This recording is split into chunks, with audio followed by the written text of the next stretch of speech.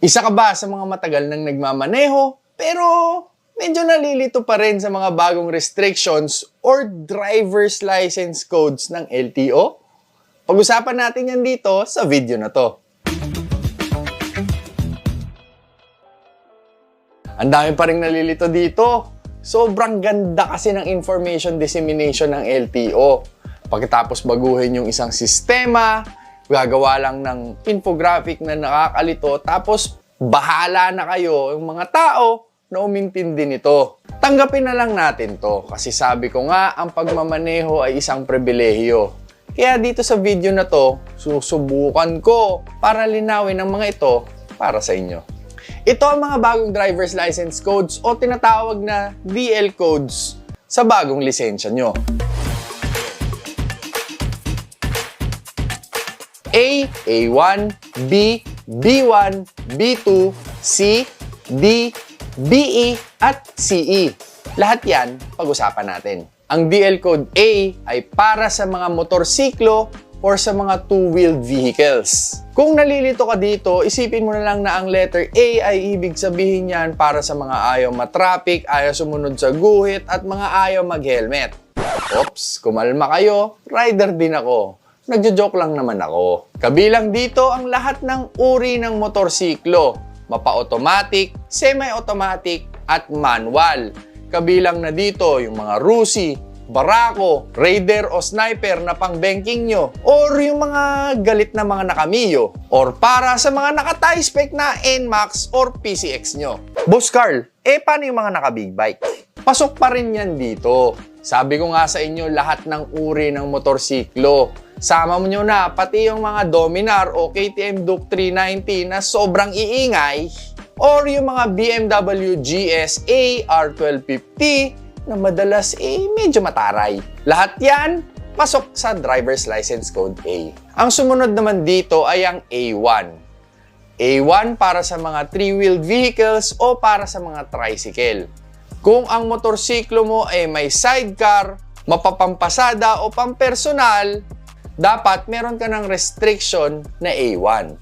Para sa mga nalilito kung ano ang A1, isipin nyo na lang na A1 kung kailan sila humihinto at A1 kung kailan sila liliko. Para sa mga naka-big bike naman, kagaya ng Can-Am ni President Duterte at ni Batman ng Pinas, dito pa rin yan sa DL Code na A1. Sumunod naman dyan ay ang DL Code B, or para sa mga four-wheeled vehicles with a maximum capacity of 8-seater tapos hindi bibigat or less than 5,000 kilograms. Belong na dyan yung mga micro, hatchback, sedan, ATV, MPV, crossover, at lalo na ang SUV.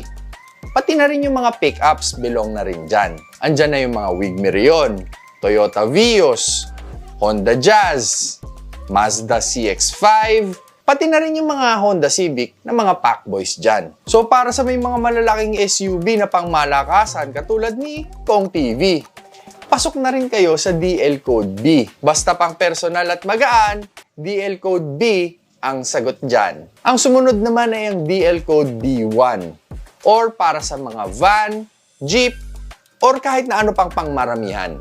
Basta 4 wheels pa rin ha.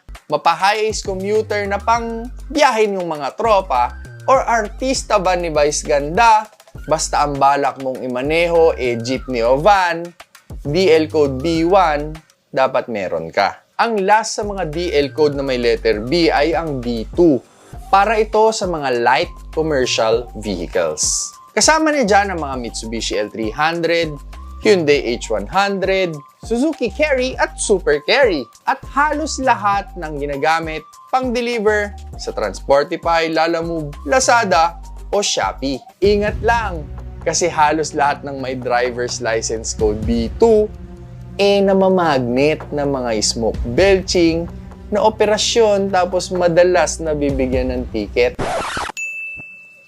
Punta tayo sa susunod na classification ng DL code, which is DL code C. O ganyan. Paano nyo na ba ikita?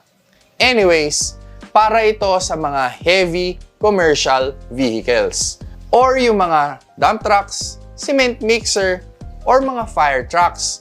Kahit ano pang malaki, basta pang commercial, pasok yan sa DL code letter C. Letter C para sa sila, yung mga nagdadrive, madalas sa gabi. At karamihan sa kanila, sobrang pasensyoso pag nagmamaneho. Hindi, real talk guys. Sobrang bilib ako sa pagpasensya nyo habang nagmamaneho. Bukod sa inip ka na, sisingitan ka pa ng mga motorsiklo. Sumunod na dyan ay ang DL code D. As in, di na iniisip kung may tatamaan silang iba. Oh, joke lang ulit. Relax lang guys, mahaba na yung video. Ginigising ko lang kayo. Para ito sa mga pampasaherong bus. Kahit na anong bus, basta bus yan. Mapa ikaw yung pinakamalaking kuneho sa balat ng lupa or yung mga humaharurot na nakahazard sa gabi dyan sa EDSA. Ang sumunod naman dyan ay ang BE at CE. Ang BE para sa mga light articulated vehicles at ang CE naman ay para sa mga heavy commercial articulated vehicles. Sila rin yung mga nagsisyete sa kalye kapag kaliliko ng malaki.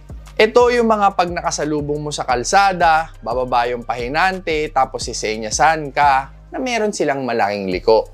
Kaso bakit ganun? Pilit pa rin sinisingitan ng mga motorsiklo. Kapag na-aksidente, hay, nako naman. Sila pa ang may kasalanan. Kung umabot ka dito sa dulo, may tanong lang ako sa inyo. Ano sa palagay nyo, itong bagong sistemang ito, ano bang naitulong nito sa sambayan ng Pilipino? Sa comment section tayo magkwentuhan, pare ko. Ako nga pala ulit si Boss Carl, na nagsasabing, leave your pride when you drive. Ingat! Ano sa palagay nyo, kung umabot, bibinata, crossover, at yung mga ibang, utang ina.